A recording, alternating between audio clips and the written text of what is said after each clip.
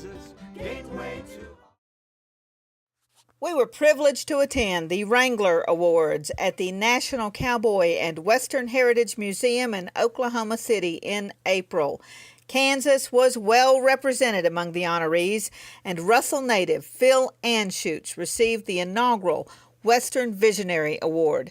Hosted by Sam Elliott and Catherine Ross, the ceremony was truly a memorable event. Phil Anschutz and his sister Sue grew up with their parents Frederick and Marion Anschutz in Russell, Kansas, and from an early age they learned the rural values of a Kansas life, respect and the golden rule.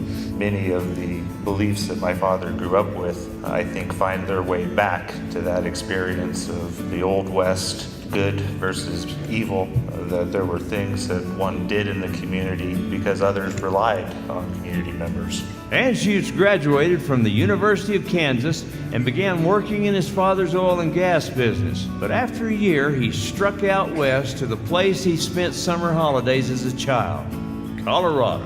In Denver, 1963, Anschutz reunited with an old friend, Nancy Parker. The two soon fell in love and got married, but unfortunately, the honeymoon was cut short. Middle of the night, 2 o'clock in the morning, he gets a call, and they had a gusher. Anschutz hopped a plane overnight to Wyoming and immediately saw an opportunity to buy cheap oil leases around the gusher on 30 days credit, only to see his well catch fire one day later and turn into a major disaster. Facing bankruptcy, facing the loss of everything that he had built as a business, he turned adversity into opportunity. My father figured out that he could sell the rights to film the oil fire to Universal Pictures. And as well was suddenly starring in the John Wayne movie Hellfighters. Then Anschutz started building a foundation for his life's passion, the business of innovation. He is one of the biggest gamblers in his way. If he believes in something, he's going to take that risk.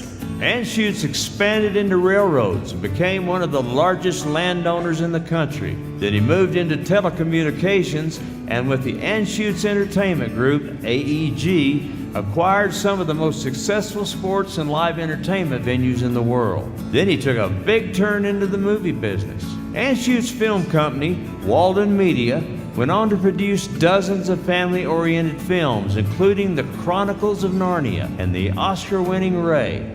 But Phil's personal favorite is Amazing Grace. Found God, sir. I think he found me. While they don't give awards for that, it's a very big deal for the two of us. I've always been proud to say that I was born and grew up in the farming and ranching business, which I was.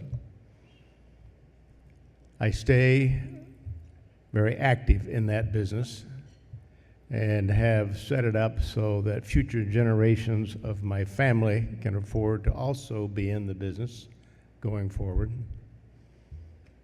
As a student, I've always, in college, I always had a commitment to Western culture, Western art, particularly Western history. As an adult, I've spent my business career working on companies and in industries that have always been firmly rooted in the West, often companies that are quite historic in nature and have been in the West for many, many years. I tell you these things because I believe all of us in this room have a common bond, and that is we're fascinated by the allure and the love of the American West. Thank you very much. Nice being with you.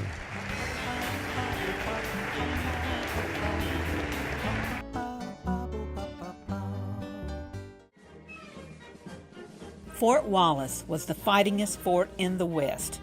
Fossils, Indians, soldiers, scouts, wagons, trails, pioneers, stories.